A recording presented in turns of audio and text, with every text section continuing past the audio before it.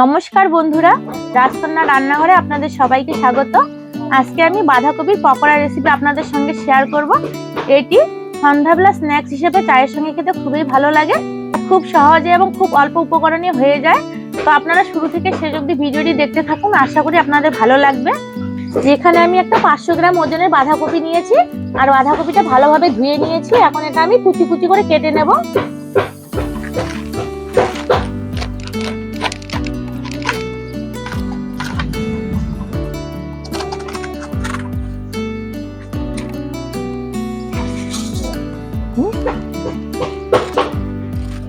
বাঁধাকপিটা যতটা কুচি করে নিতে পারবেন ততটাই কিন্তু মুচমুচে হবে। আমি এখানে ছুরি দিয়ে কুচি কুচি করে নিচ্ছি, আপনারা বটি দিয়ে চাইলে বটি দিয়েও করে নিতে পারেন।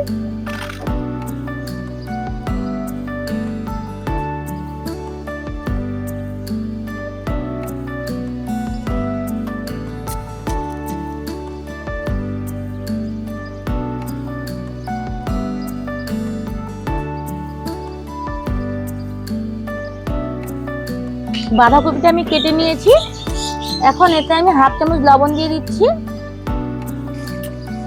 লবণ দিয়ে বাঁধাকপিটাকে ভালোভাবে আমি মেখে নেব।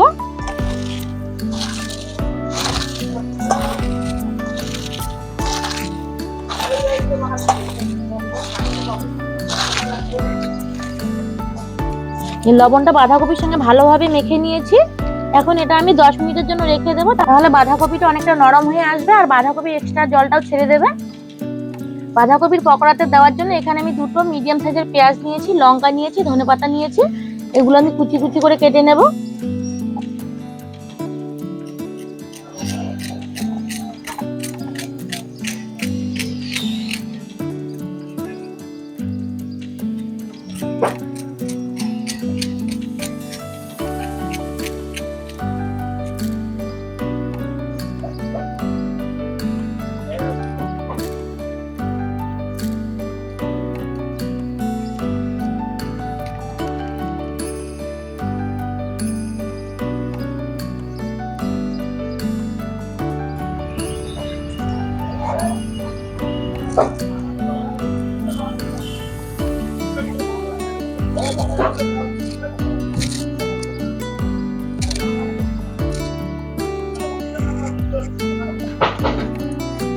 এইদিকে বাঁধাকপিটা 10 মিনিটের মতো হয়ে গেছে লবণ মেখে রাখার।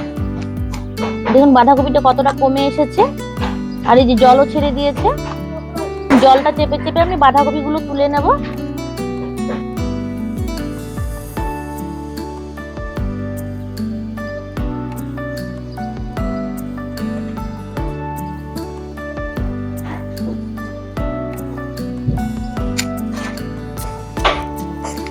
বাঁধাকপি থেকে ভালোভাবে জলগুলো আমি চেপে বের করে নিয়েছি।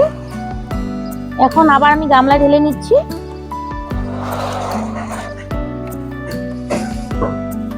এখন এতে দিয়ে দিচ্ছি পেঁয়াজ কুচি, গ্রেট করে রাখা আদা, হাফ চামচ লাল লঙ্কার গুঁড়ো, হাফ চামচ হলুদ গুঁড়ো, হাফ চামচ জিরে গুঁড়ো, হাফ চামচের থেকে একটু কম গরম মশলার গুঁড়ো। আমি বাঁধাকপিটা লবণ দিয়ে মেখে রেখেছিলাম, জলের সঙ্গে অনেকটা লবণ বেরিয়ে গেছে, আরো হাফ চামচের মধ্যে এখন আমি লবণ দিয়ে দিচ্ছি। এখন একটা ডিম দিয়ে দিচ্ছি।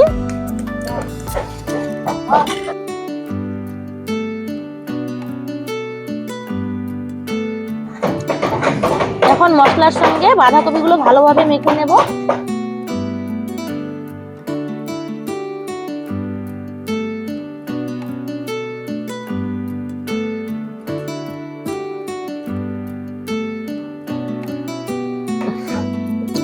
মশলার সঙ্গে বাঁধাকপিগুলো আমি ভালোভাবে মেখে নিয়েছি। এখন এতে আমি বাইন্ডিং এর জন্য দিয়ে দেব বেসন।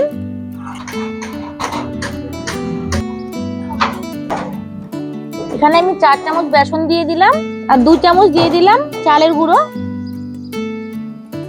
এখন ভালোভাবে মেখে নেব।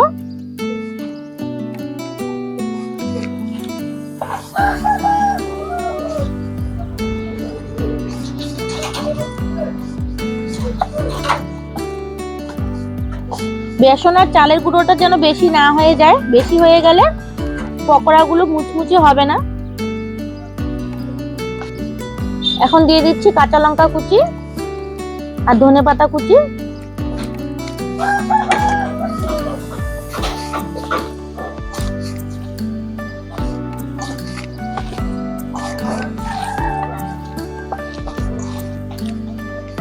পকোড়া ভাজার জন্য বাঁধাকপি আমার মশলার সঙ্গে ভালোভাবে মেখে নেওয়া হয়ে গেছে। এখন আমি এগুলো ভেজে নেব।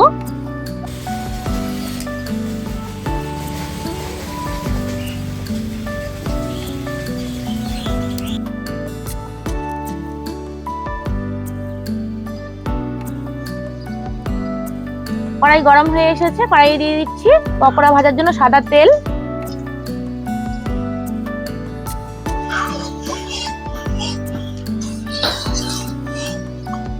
পকোড়াটা অনেকক্ষণ মুচমুচে রাখার জন্য ভাজার আগে আমি একটু দিয়ে দিচ্ছি সোডা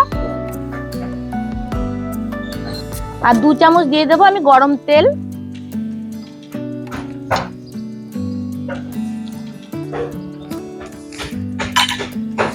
এখন ভালোভাবে মেখে নেব। এভাবে ভাজার আগে একটু গরম তেল আর সোডা দিলে পকোড়াগুলো খুব মুচমুচে হয় আর অনেকক্ষণ পর্যন্ত মুচমুচে থাকে।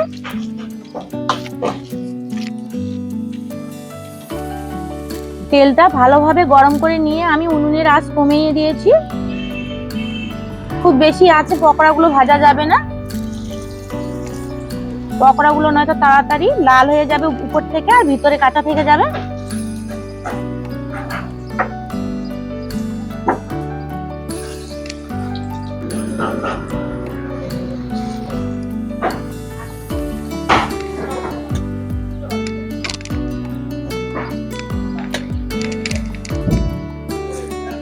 পকোড়াগুলোর এক সাইড লাল হয়ে এসেছে, এখন উল্টে দিচ্ছি।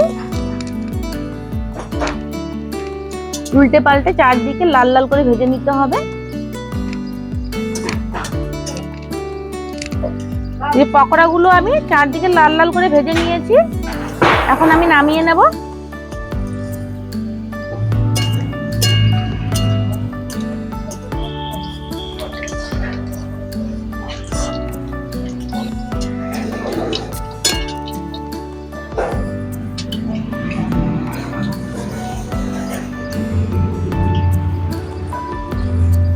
বাকি পকোড়াগুলো আমি একইভাবে ভেজে নেব।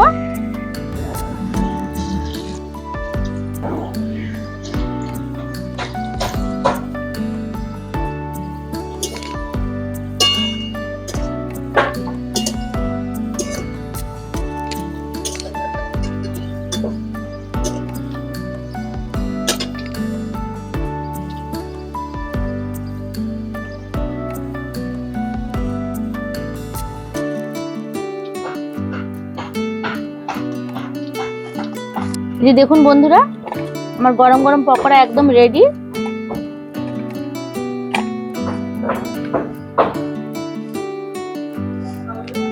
গরম গরম পকোড়া চায়ের সঙ্গে খেতেও ভালো লাগবে আর সসের সঙ্গে খেতেও খুবই ভালো লাগবে।